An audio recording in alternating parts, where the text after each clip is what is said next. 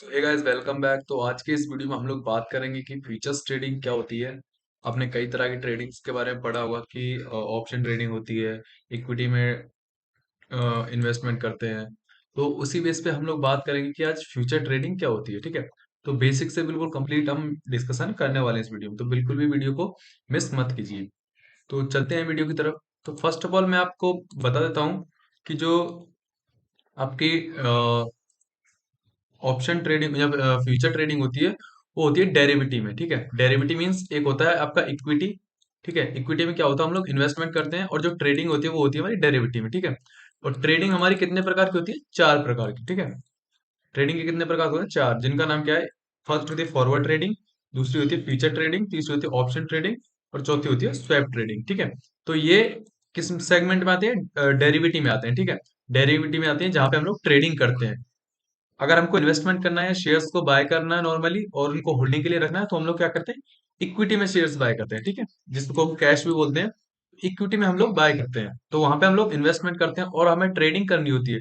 तो ट्रेडिंग के लिए हमें बेसिकली चार ऑप्शंस होते हैं हमारे पास: फॉरवर्ड, फ्यूचर, ऑप्शन और स्वैप। ठीक है, तो इस वीडियो में हम लोग डिस्कशन करने वाले हैं फ्यूचर ट्रेडिंग के बारे में कि फ्यूचर ट्रेडिंग क्या होती है। ठीक है, हम लोग बेसिक से एग्जाम्पल लेके जब भी हम लोग बात करेंगे फ्यूचर ट्रेडिंग एक्चुअली में होती क्या है। ठीक है, तो अभी हम लोग जान लेते हैं फ्यूचर ट्रेडिंग होती क्या है। ठीक है, तो फर्स्ट ऑफ ऑल मैं आपको एक एग्जांपल देता हूँ कि जैसे मैं नॉर्मल सा एग्जांपल लेता हूँ कि कोई फार्मर है। ठीक है, मैं आपको एक फार्मर का एग्जांपल ले रहा हूँ। कोई फार्मर है, उसने क्या किया कि उसने प्याज बो दी। ठीक है, अपने खेत में प्याज बो दी, और उसने सिंपल सा उसका लॉजिक क्या है कि उसको 1 केजी प्याज बोने में, या फिर कह सकते हैं हम लोग टोटल कॉस्टिंग उसकी, 1 किलो प्याज में कितने रुपए की कॉस्टिंग आ रही है? 15 रुपए की कॉस्टिंग आ रही है। ठीक है, 15 रुपए की उसकी क्या आ गई? कॉस्ट आ गई। ठीक है, यानी कि पूरा उसका खर्चा हुआ खेत जोताई में, और बोने में, बीज लाने में, है ना,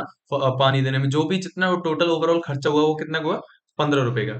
अब वो किसान क्या सोचेगा कि मेरी फसल एटलीस्ट कम से कम 20 रुपए की जाएगी, तभी मेरे को यहाँ पे एवरेज 5 रुपए का प्रॉफिट होगा, है ना। सिंपल सी बात है।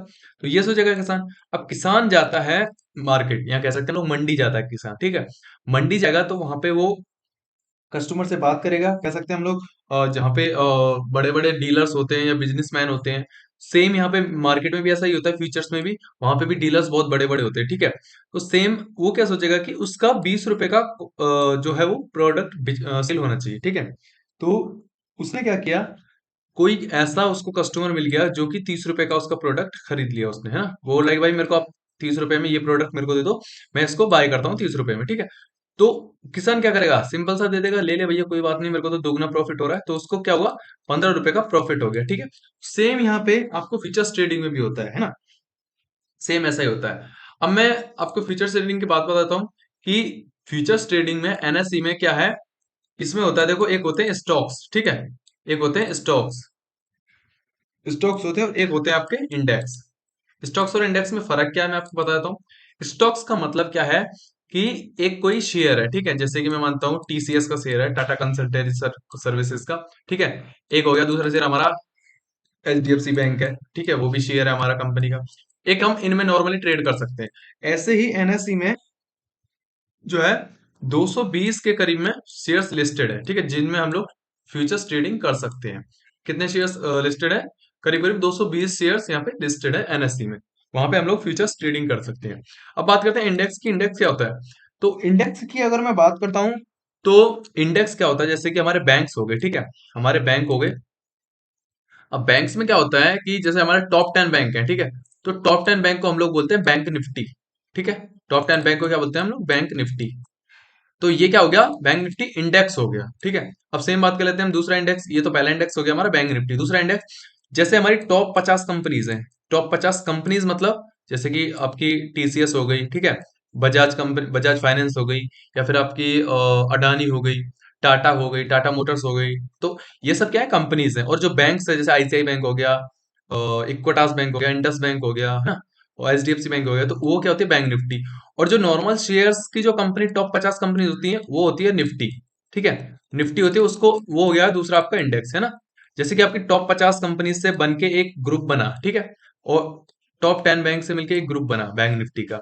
ठीक है, और ऐसे टॉप फाइनेंशियल कंपनी से मिलके एक ग्रुप बना, जिसे बोलते हैं हम लोग फिन निफ्टी। फिन मतलब FIN मतलब फाइनेंस, और निफ्टी मतलब इंडेक्स, ठीक है। तो ऐसे बैंक निफ्टी, फिन निफ्टी, और अपना निफ्टी, मिड कैप निफ्टी, तो ऐसे क्या होते हैं, इंडेक्स होते हैं, ठीक है। इंडेक्स कितने होते हैं टोटल? 9 इंडेक्स हैं, ठीक है। NSE में कितने इंडेक्स लिस्टेड है? 9 इंडेक्स। और NSE में स्टॉक्स कितने हैं? 220 इंडेक्स, ठीक है, जिनमें हम लोग ट्रेडिंग कर सकते हैं, ठीक है। दोबारा से बताता हूँ। NSE में लिस्टेड कितने हमारे पास स्टॉक्स हैं? 220, ठीक है। और इंडेक्स कितने लिस्टेड है? 9। इंडेक्स क्या होते हैं? जैसे कि आपके टॉप 50 कंपनीज हैं, उनका एक इंडेक्स होता है। टॉप बैंक्स हैं, उनका इंडेक्स होता है। टॉप कंपनीज का इंडेक्स जो होता है उसे बोलते हैं हम लोग निफ्टी। टॉप बैंक्स हैं, उनको बोलते हैं हम लोग बैंक निफ्टी।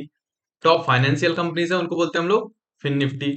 तो ऐसे हमारे इंडेक्स होते हैं जो टोटल हैं, जैसे कि मिड कैप निफ्टी हो गया, है ना। और भी बहुत सारी निफ्टी जो है वो इंडेक्स है, जो कि 9 है टोटल।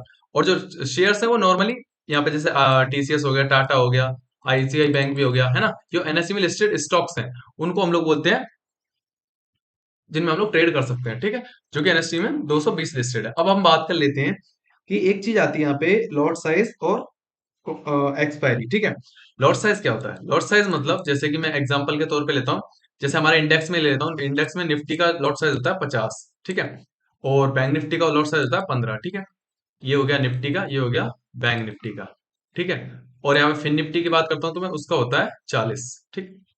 फिन निफ्टी का होता है अपना 40। अब ये बोलोगे आप ये क्या सिस्टम है? तो यहाँ पे आप एक लॉट बाय कर रहे हो ना, एक लॉट बाय कर रहे हो, तो आपको निफ्टी में 50 शेयर बाय करने पड़ेंगे, बैंक निफ्टी में आपको 15 शेयर बाय करने पड़ेंगे, और फिर निफ्टी में आपको 40 शेयर बाय करने पड़ेंगे।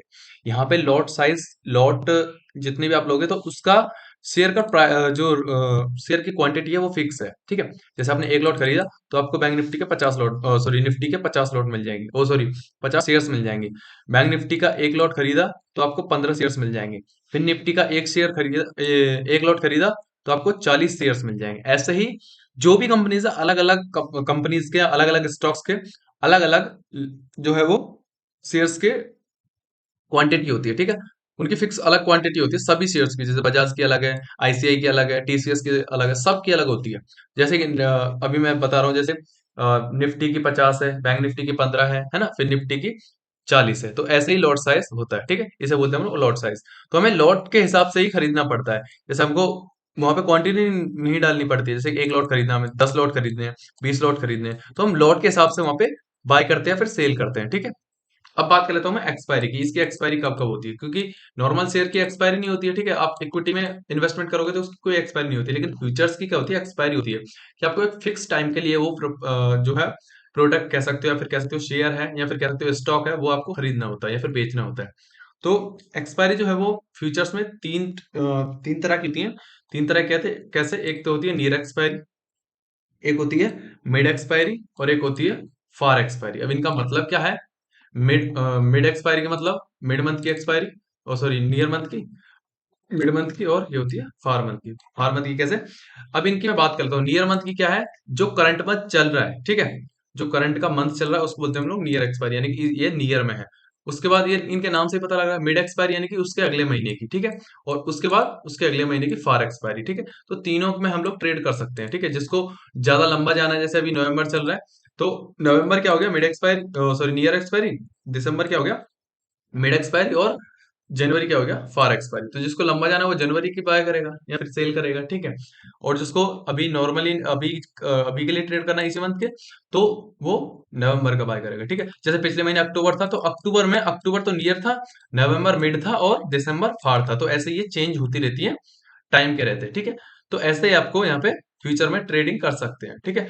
तो इस वीडियो फिलहाल इतना ही। उम्मीद करता हूँ समझ में आया तो लाइक से सब्सक्राइब कर दीजिए। और आप अगर डीमेट अकाउंट नहीं है तो डीमेट अकाउंट का लिंक मैंने डिस्क्रिप्शन में दे दिया, वहां से जाके फ्री ऑफ कॉस्ट अपने डीमेट अकाउंट ओपन कर सकते हैं। तो इस वीडियो में फिलहाल इतना ही। मिलते हैं नेक्स्ट वीडियो में। Thank you so much.